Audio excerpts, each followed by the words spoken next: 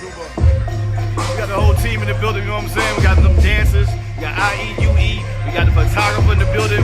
True life, you know what I'm saying? That's how we do it.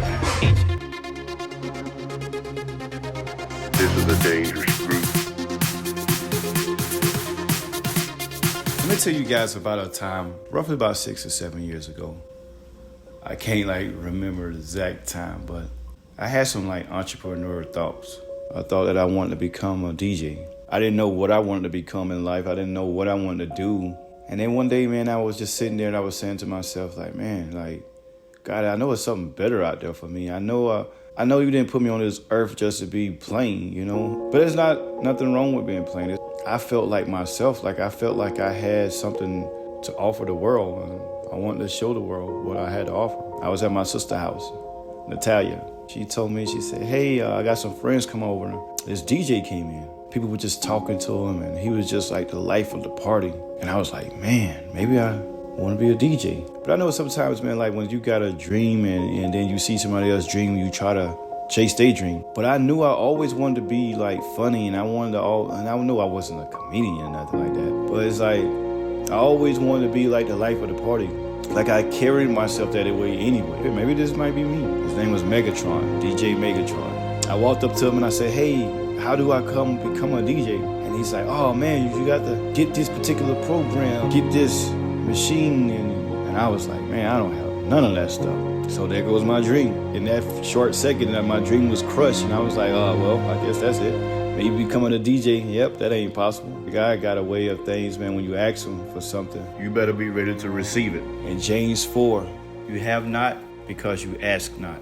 I asked God and I said to God, and I said a little quick prayer. God, if you hear me, Father, you know I don't have any money. You don't know I have any means of getting none of these things that he said. But if you could just show me how to get there, Father, I'll do whatever I can. Maybe that wasn't the biggest, strongest prayer in the world, but for me at the time it was, because I didn't really know how to pray, even though I was raised in church. And a long story short, I started taking pictures. I started taking pictures beside a DJ booth where he was at, and then I started getting with my friends, say, hey man, look man, I'm about to become a DJ, and everybody was so excited about me. And like, oh, Jett finna become a DJ. What's your DJ name? I was like, I don't know, bro. I went to a Megatron home and I took another picture, and I remember posting that picture, and everybody was like, oh man, that's DJ Prince Jett. I wanted to be on stage with lights and shining like the EDM DJs, and I wanted to do that stuff. I wanted to jump on the crowd and make people go left, make people go right. And I had those dreams, man. I did something that most people do, and I did something that I thought would work. I started faking it until I make it. I started lying to myself, really. People did ask me, and I was like, oh yeah, I DJ at plenty of parties. At that time, I haven't even DJed one party. I didn't even have any equipment to even DJ. I remember me and Sabina was sitting at the desk at work, and we was talking about it. May she rest in peace, Sabina. And I was telling her all my dreams about being a DJ. She said, hey, my friend, husband is a DJ. And I was like, for real? Now, instead of me being humble, here it is, I got that male ego. He don't know me. I ain't never heard of him. Or them egos. Let me show you how God works. Our friend came to the desk later that day. My husband is a DJ. I was like, what is your husband DJ name? She said, DJ Crank. Now, at this time, little did I know, you talking about DJ Crank, greatest DJs that I ever got a chance to even meet. Top DJ and mixing. He's one of the best scratchers out there. Well known, over 20 years of experience, neat, organized, has his own DJ business, then turned around and created another business. That DJ Crank? Yeah, man. I don't even know who I was messing with. And then she said, well, my husband's starting this event called I Got Next, where we bring people together. And I was like, oh, okay, cool. Tell them to reach out to me. Just to add to it, it's rare that anyone support your dreams. They'll tell you all day, oh yeah, I told everybody. And God had a way of talking to me the different kind of way. Maybe I didn't hear him. And I walked back in that DJ store. There goes that man sitting over there in the corner, and I walked up to him with fear. And I said to him, hey, how long you been a DJ? For some odd reason, he just looked at me and said, hey man, what kind of equipment you use? And I ain't had no equipment, so I just told him, I said, man, I don't know. I remember what Megatron was using, so I said that, NS6, I think. I remember saying that, and he said, oh, okay. Can you show me how to DJ? He said, yeah, man, I can teach you a little few things, you know. And I got his number and I got his card. I think he gave me his card. It was DJ Crank. And I knew that name rang a bell. You know, I didn't think nothing of it, man. I just knew it rang a bell, you know. Went to his house, I rung the doorbell, got to his house. I went upstairs where his equipment was at, and he had all these machines, his DJ setups and everything. I was like, man, this guy's prepared. I believe he knew that I knew I wasn't a DJ, just by the way I kind of carried myself. Where I had none of that hard drive, and I just had a USB stick. He said, yeah, man, my wife will be here in a moment. Let me show you how God works. God works in mysterious ways, man. That same guy that I said, DJ Crank, his wife came upstairs. I was like, oh, I know you. You Sabina friend. I was like, yeah. Is this your husband you were telling me about that you wanted me to do the thing with? She said, yeah. And he said, oh, man, you the guy that she was talking about. Yeah, that's me. Out of all the DJs in the world, I run into the DJ that she told me about that I was bigger than and I never heard of was my mentor. Man, that's amazing. And I knew right then God heard my prayer. He had to. Because after that, I was at work one day. Kobe told me about this machine. He said, hey, man, I found you one, man. It's, small, but you could use it. And I got it from this guy offline. Kobe had some speakers. I bought it from him. So now I had these small set up. Ever since the chance I got with DJ Crank, and I started learning the terminology. And he told me, he said, hey, man, I know you want to be on TV. I know you want to be on big screens. I know you want to be on big stages. I know you want to be in clubs. But you got to start from the bottom and work your way up.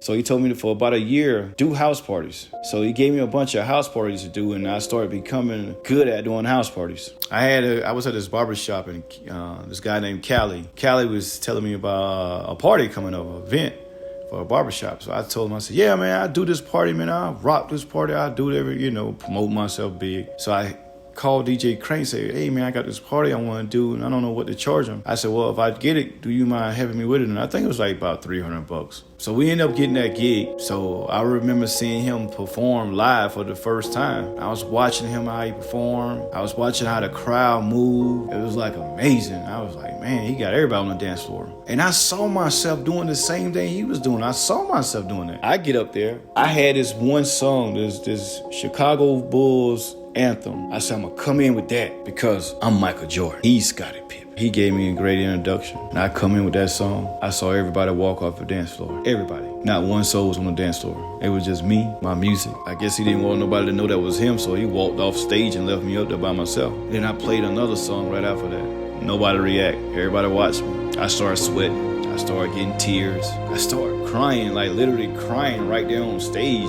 I couldn't even believe it myself, so I'm sweating and crying at the same time. And I get on the mic, DJ Crank. He said, what's up, man? Here we go again with the lion. Hey, man, my system failed. And he said, you all right? I said, man, do you mind playing a couple of songs until I reboot it? Crowd gets back on the dance floor. I knew then I could not perform. The fear in my heart, discouraged, yes, all me. Scared, yes, you could see it. Long story short, he DJ'd the rest of the party. And he laughed at me. I ain't gonna lie, he picked at me, joked with me for a while before he even got to the serious part. He took 150 and he gave me 150. And I was like, yo, I didn't even do anything. He said, man, look, I don't know, I told you not to play that song, but you did it anyway. You need to listen. It's not the time, you're not there yet. So you gotta get yourself ready. So that's small. So this party right here, you can't do no more parties like this. Let's do house parties. He said, while you doing that, you learn how to speak on the microphone. You learn to find out what customers want. You learn the type of music. Now, I'm gonna be honest with you, man. I'm still fighting to become a great DJ every single day. I say that to say this right here, guys. If you want to become something, man, you could become that. If you have a dream to become anything that you want to become, trust me,